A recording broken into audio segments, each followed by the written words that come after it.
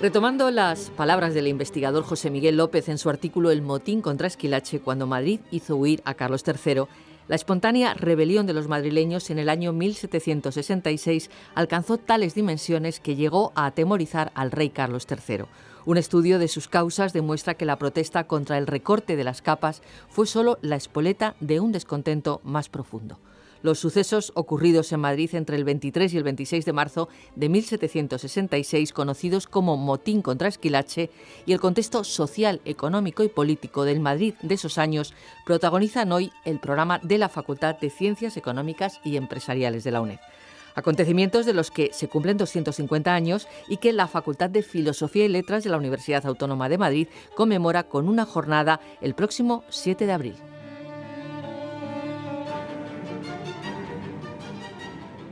Bueno, pues voy a presentarles ya a nuestros invitados. Nos acompañan hoy José Miguel López García, profesor titular en el Departamento de Historia Moderna de la Universidad Autónoma de Madrid. Es miembro del equipo Madrid de Estudios Históricos en esta universidad. Ha trabajado en muchos campos como las economías monásticas en el antiguo régimen, el impacto de Madrid en el interior castellano y actualmente lleva un curso de investigación sobre los esclavos en la corte en la época moderna.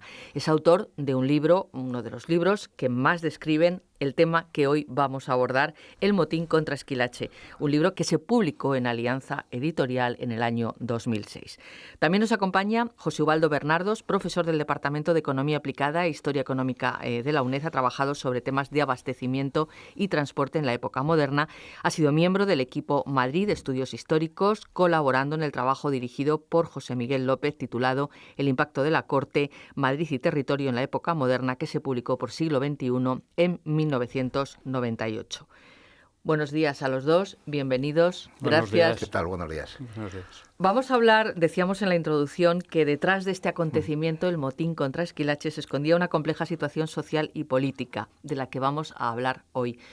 ¿Qué fue el motín contra Esquilache? Brevemente, luego hablamos del contexto. Pues de manera breve, el motín contra Esquilache fue una protesta popular de carácter masivo que tuvo lugar en la capital, en Madrid. Empezó el 23 de marzo de 1766 y que fundamentalmente podemos describir muy bien en función de las reivindicaciones de sus protagonistas. Entre las más importantes estaba la destitución del favorito de Carlos III, que era el marqués de Esquilache, pero por detrás de esa destitución se escondían otra serie de propuestas, como era la rebaja de los productos esenciales, el pan, el tocino, etcétera, etcétera, la supresión de un decreto que prohibía en la corte el uso de la capa larga y el sombrero de chambergo, que llamaban traje español en la época, la supresión de la Junta de Abastos, que era la que proveía de mantenimientos esenciales a la capital, y la expulsión de las guardias valonas, que eran las tropas de choque que utilizaba la monarquía para reprimir los tumultos populares. Y todo ello, además, señalaban los insurrectos, debería ser confirmado públicamente por el soberano. Primero se pensó en la Plaza Mayor, aunque posteriormente lo haría en uno de los balcones de la Plaza de Armas del Palacio Real de Madrid. Vamos a hablar del contexto en el que se produce este motín, las condiciones de vida que había en Madrid a mediados del siglo XVIII. José Miguel López.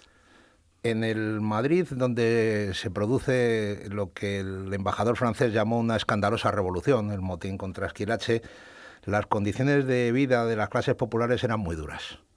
Hemos de considerar que, como consecuencia del crecimiento del movimiento migratorio que alimentaba la ciudad, los sectores ocupacionales no ofrecían suficiente empleo y, en consecuencia, los salarios reales estaban en caída.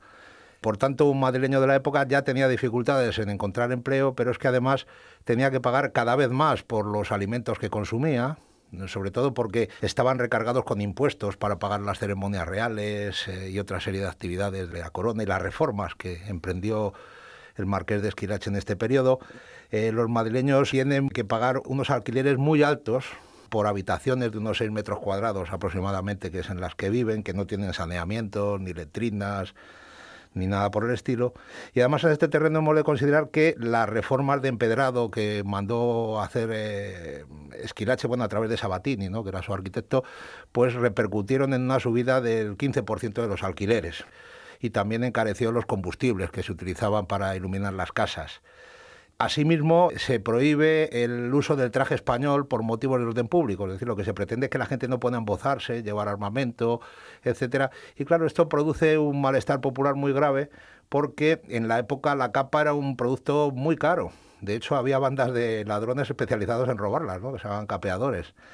Bueno, lo dicho hasta ahora sería ya exasperante, pero es que además se produce en medio de una grave crisis de subsistencia, ¿no? Una crisis en la que el pan se ve como sus precios se disparan, y todo ello es lo que conduce a que los madrileños pues protesten de manera airada en una acción colectiva que iba a dejar una honda huella en la historia de la ciudad e incluso en la de su propio soberano Carlos III. Bueno, los que no entendemos mucho de esta época, tenemos asociada la figura de Carlos III con una modernización de la ciudad de Madrid, que contrasta mucho con esto que nos están comentando José Ubaldo, Bernardo. Sí, pero podríamos poner esas palabras en términos actuales, y cuando oímos hablar de reformas y de liberalización, pues algunos nos echamos a temblar porque vemos que la mayor parte de los estudiantes que salen de la universidad no tienen empleo, que el empleo que tienen es precario, que las condiciones de vida lo que hacen es aumentar las dificultades de subsistencia de buena parte de la población, y muchas veces cuando se oyen reformas parece que se entiende como algo óptimo, pero sin ningún espíritu de crítica. Y precisamente lo que había en esta época era una especie de movimiento reformista desde el poder, pero que en realidad no hacía las reformas que realmente podían servir para mejorar la situación de la población.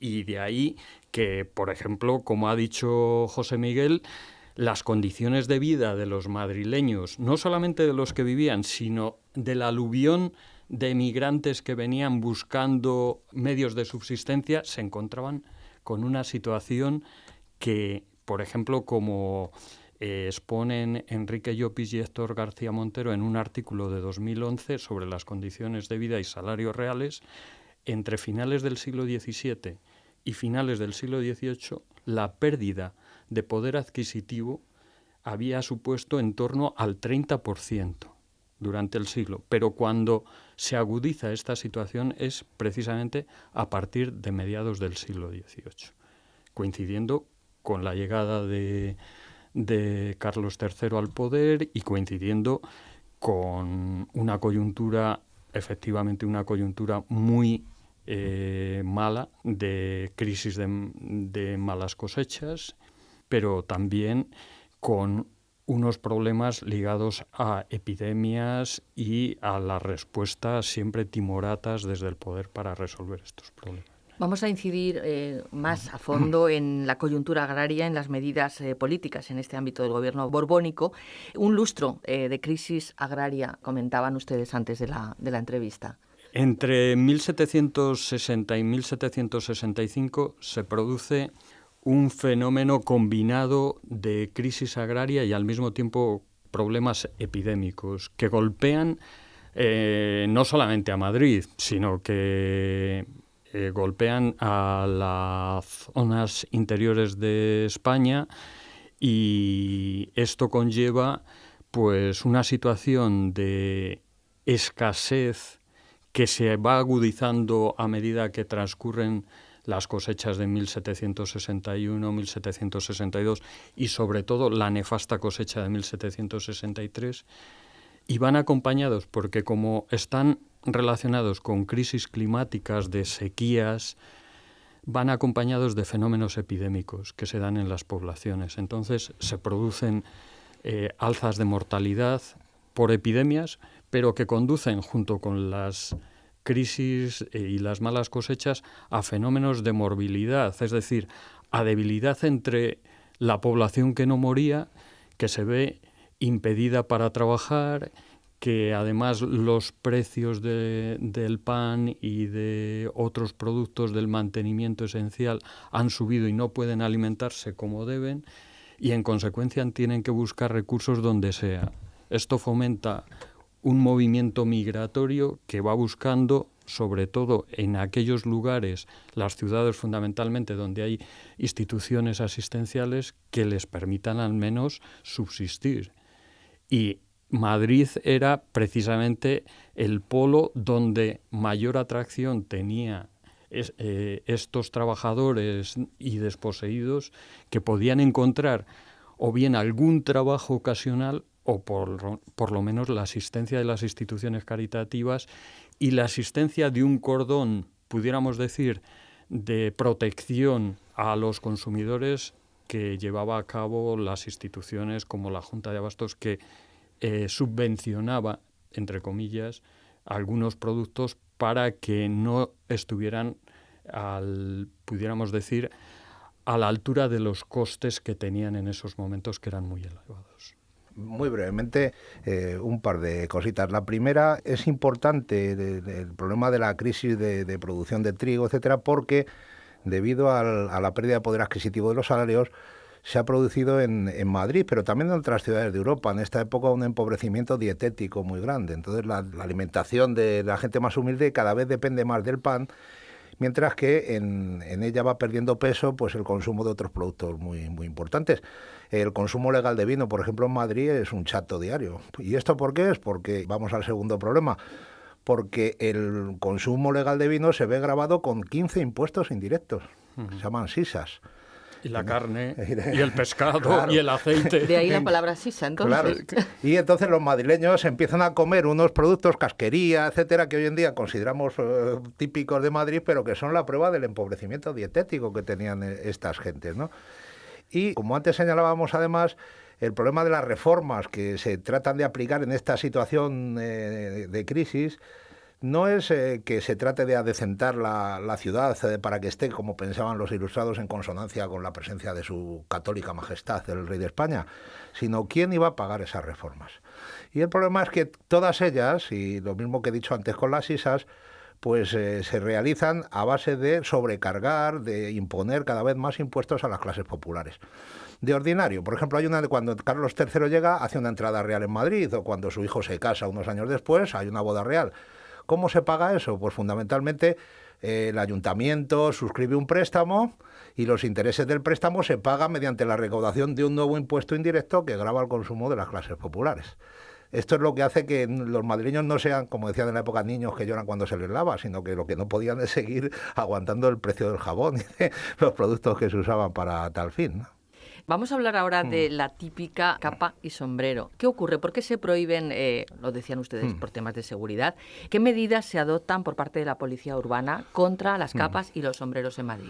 Bueno, básicamente desde finales de 1765 hay ya un clima de tensión dentro de la ciudad.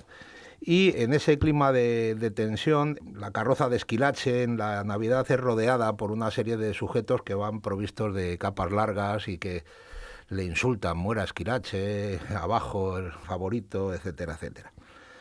Paralelamente, la ciudad está acometiendo desde arriba un proceso de reforma de policía. Y en ese proceso de reforma juegan un papel muy importante dos piezas que luego veremos su presencia con más nitidez en el motín. Uno es el alumbrado público. Se pretende que la ciudad tenga en invierno un sistema de alumbrado que permita mejor su control. Claro, aunque esto implique usar en la época inicial velas de sebo que hacen que esas velas se encarezcan y que los madrileños estén a oscuras, ¿no? Como consecuencia de este cambio de alumbrado. Sobre todo en invierno, es que como el día era muy corto y la noche muy larga, se trataba un poco de alargar la jornada, y entre las reformas lo que se trató es de que el alumbrado estuviera alargando un poco más la visibilidad de las calles de Madrid durante unas horas más, porque en invierno es verdad que hay muchas menos horas que en verano. Y de ahí entonces la creación de unas farolas que los madrileños van a llamar esquilaches, porque tienen el sombrero chambergo que se prohíbe con el decreto del año siguiente. Bueno, con respecto a la vestimenta popular, hemos de decir que tenía muchas funciones. En primer lugar, combatir, por supuesto, el frío, especialmente si consideramos que las habitaciones donde vivía la gente humilde no tenían calefacción, entonces tenía que ponerse la capa también en el cuarto. Pero es que además el sombrero chambergo de ala ancha permitía protegerse de la lluvia y sobre todo también de las consecuencias escatológicas que tenían los vertidos de aguas menores, etcétera, sobre la vía pública. Claro, lo que interpreta Roda, que es el ministro de Justicia, porque esto la medida de la prohibición es una medida que se hace entre varios ministerios a la vez. Lo que interpretan, decía, es que ese tipo de vestimenta permite encubrir y no identificar, por tanto, a la policía, a los delincuentes. La capa larga permite esconder armamento, etcétera, etcétera, y de ahí entonces que se decrete en la Corte la prohibición del uso de este tipo de ropa y sustitución por el traje que llaman francés, es decir, un tricornio y una levita corta. Claro, para un trabajador que usa ropa reciclada fundamentalmente, que compra en el rastro, en fin, de esto podríamos hablar después largo y tendido, el decreto supone un sinsentido porque la capa le ha costado mucho dinero y además en la disposición se señala que quien no cumpla a partir de una fecha se le detendrá, unos sastres le cortarán la capa y se le multará. De hecho, cuando estalla el motín hay un montón de gente encarcelada por haber violado el decreto al que acabo de hacer referencia. Pero en definitiva, entonces, alumbrado, vestimenta popular son dos manifestaciones de la cultura de la gente común y su combate está orientado a mejorar la policía urbana, el control de la ciudad. Bueno, pues vamos a hablar de ese estallido de los acontecimientos del motín contra Esquilache que se produjo en Madrid, del que se está celebrando el 200, o se cumplen ahora los 250 años. Luego hablaremos también de esta cuestión. Ese motín contra Esquilache tiene una cierta complejidad porque aparentemente es una manifestación del pueblo, pero había movimientos detrás que me gustaría que nos comentasen. Bueno, yo voy a hacer los antecedentes iniciales de por qué Esquilache estaba en el punto de mira de muchos sectores. Esquilache ocupaba la Secretaría de Hacienda y de Guerra, que eran dos puntos o dos puestos claves en un gobierno mercantilista, es decir, la Hacienda para obtener ingresos y derivar gastos luego a las políticas expansionistas de un Estado mercantilista que en este periodo también hay que considerar que se estaba produciendo porque había estos años una guerra contra Inglaterra, entonces se estaban desviando también recursos, había levas de soldados, se desplazaban hacia puntos como la raya de Portugal, la frontera con Portugal, que era aliada de Inglaterra. Entonces, dentro de este contexto, Esquilache estaba de alguna manera siendo un objetivo muy visible de esas políticas, pudiéramos decir, de imagen de la monarquía. Pero es que desde la Secretaría de Hacienda, precisamente para paliar la crisis que se estaba produciendo en el sistema de abastecimiento en Madrid, lo que hace es desviar recursos para importar cereal, trigo, que tiene que venir del norte de Europa y del Mediterráneo para abastecer Madrid, con los fondos de Hacienda, porque ya la Junta de Abastos no tenía recursos propios después de varios años de estar subvencionando y perdiendo mucho dinero a la hora de tratar de suministrar productos a Madrid. Por ese lado también Esquilache estaba en el punto de mira. Claro, cuando las medidas, además, se complementan con disposiciones que se podrían entrecomillar de antiespañolas o antinacionalistas como el sombrero, por un ministro que es italiano, con la connivencia en la política urbanística de otros especialistas como Sabatini, que tampoco son españoles, pues se estaba armando un caldo bastante gordo que tenía por algún sitio que estallar. Ya había habido algunos antecedentes en algunas, además luego la intervención de la Guardia Valona en algunos acontecimientos, como la represión o de algunas manifestaciones populares en 1764 que había conllevado también pues víctimas mortales. Se había granjeado el odio, la animadversión de estos elementos extranjeros dentro de la población madrileña. Había muchas cartas contra Esquilache, sí, efectivamente. pero además también he leído que incluso jesuitas, bueno, había muchas partes de la población que intervinieron en este motín. Efectivamente, como ha señalado José Ubaldo, hay un clima de malestar contra este ministro extranjero, del que se hace eco también a alguna parte de la nobleza española, que le gustaría, el llamado Partido Español, que luego recuperará el poder de manera clara. Hay un malestar en algunos sectores eclesiásticos, ¿no? De hecho, un jesuita publica un panfletillo que se llama Gemidos de España, donde dice que si el rey no cambia de postura que hay que matarle, etcétera, etcétera. Y de hecho sabemos que los aristócratas o un grupillo habían preparado un atentado contra Esquilache en la iglesia de San Cayetano. Es decir, estamos en la Semana Santa, entonces el Consejo de Hacienda participaba en la iglesia de San Cayetano de los actos institucionales y pensaban dispararle, dice el documento, con bocas de fuego. Pero también señala el embajador francés Dossun que el pueblo se les adelantó. Es decir, el problema de fondo de todo esto es que hay un malestar en distintos estratos de la población, pero quienes realmente protagonizan el motín desde el primer momento son las clases populares. El motín dura unos pocos días, sí. Pero ¿cómo se produce? Básicamente el motín estalla el 23 de marzo, que era el Domingo de Ramos. Entonces, ese día una serie de cofradías, de hermandades, etcétera, que vienen de los barrios pobres, de los arrabales, de Lavapiés, Maravillas, lo que hoy en día es Malasaña, etcétera, comienzan a desplazarse hacia el centro para participar en las procesiones, pero conforme lo hacen y otros grupos están provocando a las guardias, ¿no?, por el uso del traje español, la procesión se convierte en un motín. Un motín que desde el centro de la ciudad pues tiene un primer desplazamiento. Las cifras de población implicada son complejas, pero en fin, se calcula que unas 15.000 personas aproximadamente marchan hacia la residencia de Esquilache, que estaba en la actual Casa de las Siete Chimeneas, ¿no?, este palacio del ministerio, ¿no?, que conocemos hoy en día. Y mientras marchan por la calle de la Princesa, etcétera, por allí, empiezan un primer linchamiento simbólico de Esquilache, que consiste en apedrear con los adoquines que se estaban poniendo en el empedrado de las calles los esquilaches, ¿no? Entonces este es un primer linchamiento. Llegan a la residencia del marqués, la asedian, tratan de capturarle, pero claro, el bueno de Esquilache ha tenido la fortuna de estar en el Real Sitio de San Fernando y no han podido capturarle. Y entonces lo que hace la multitud es penetrar en el palacio, saquear la despensa y darse un festín. Y de hecho señala la policía secreta en sus informes que le sorprende que con lo mal que estaban pasando hambre, que no faltó ni un alfiler.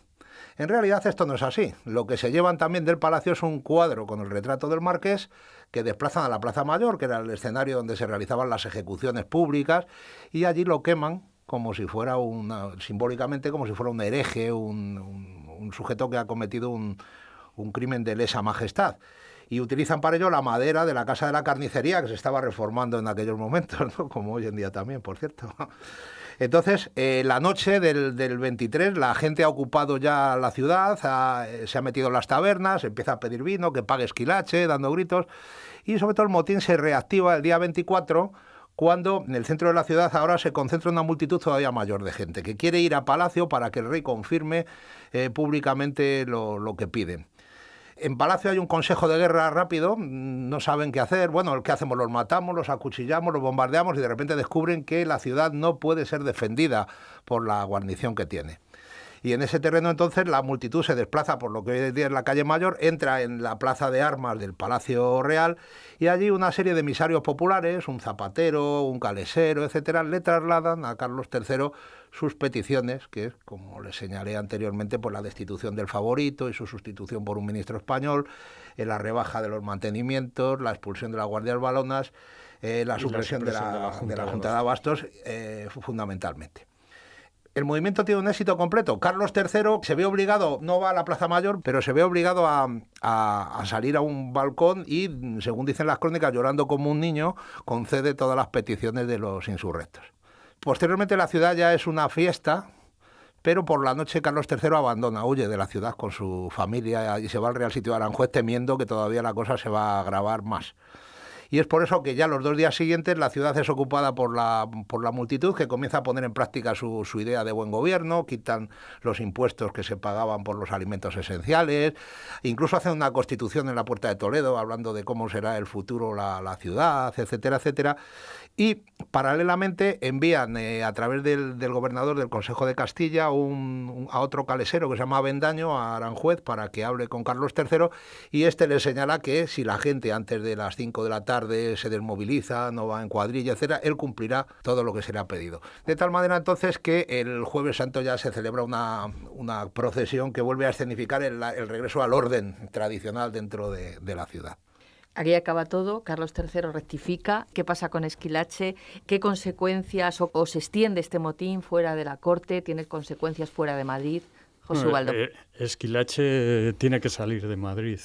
Es curioso porque en su trayecto pues se cruzaba con los carros de trigo que había encargado él mismo, que llegaban desde el Mediterráneo con barcos hasta Alicante, lo descargaban allí y lo trataban de llevar a Madrid a través de las escalas que tenían y los almacenes que tenían en San Clemente. Esquilache cree que ha sido víctima de la incomprensión del pueblo madrileño, no comprende el furor que ha habido contra él. Se ve víctima de una conspiración. De todas formas, tiene que salir de España. Y si me permites un momento, cuando va a salir, ¿no?, con destino a Italia, vuelve a decirle por una carta a los miembros de la nobleza que tienen que hacer algo con el pueblo porque no se le puede dejar con esa superioridad, ¿no? Es el término que utiliza. Y en cualquier caso, pues es el gran triunfo de los insurrectos porque han logrado el principal objetivo. ¿Qué consecuencias tiene, finalmente, no tenemos mucho más tiempo, para el reinado de Carlos III? Por cierto, también hay un centenario, un tercer centenario de su nacimiento en este año 2016. Carlos III, después del motín contra Esquilache. Pues hay numerosos efectos. Yo creo que es una especie de punto de cambio de sentido de lo que podría ser un reinado que luego parte de la historiografía lo ha considerado como un reinado placentero. Y sin embargo los problemas subsisten en Madrid y en el resto de España porque, de hecho, en Madrid es verdad que acaba el motín, pero lo que hace es prender la mecha de los motines que se van a producir desde finales de marzo hasta finales de abril durante todo un mes prácticamente en toda España.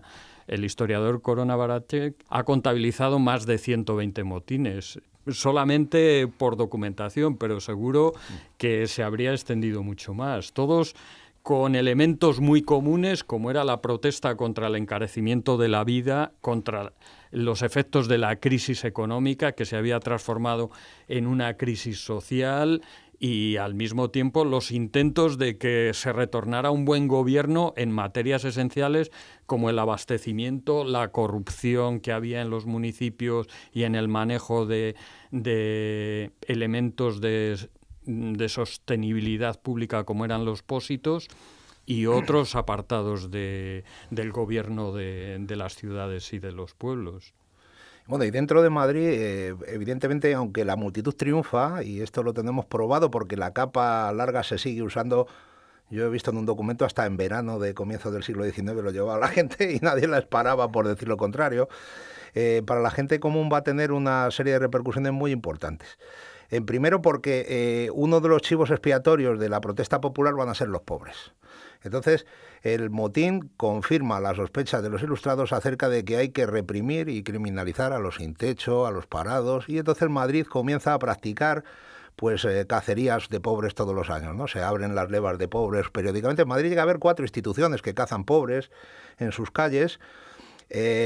Pero, en segundo lugar, y también con objeto de que el enemigo interior no vuelva a provocar una revolución tan escandalosa como decían los embajadores extranjeros que lo presenciaron, el motín conduce a la consolidación de lo que es la militarización del orden público.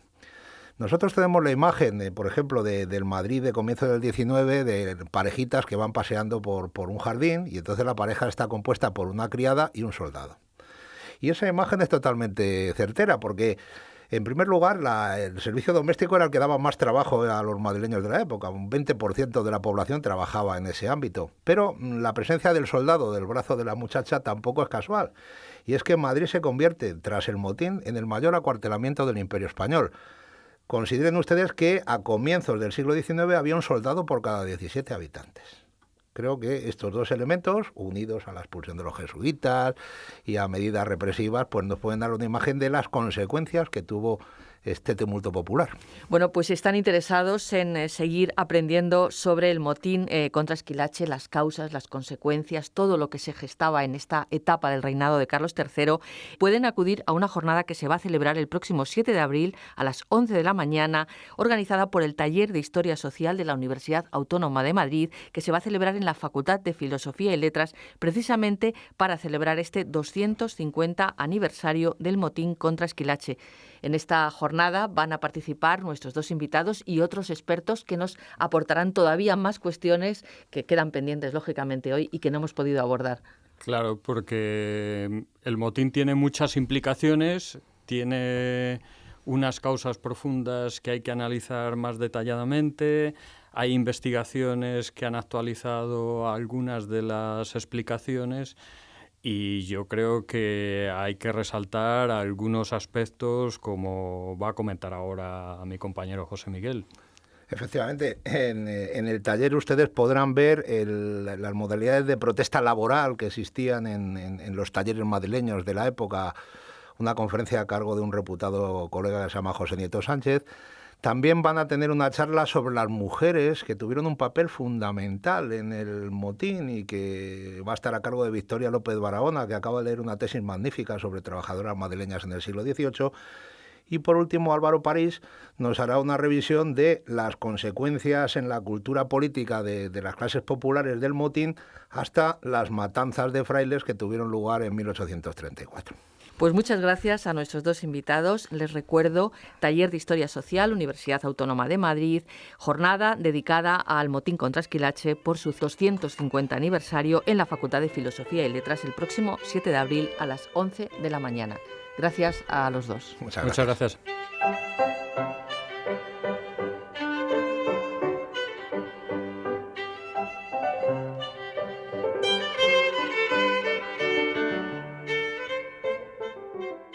Sin distancias.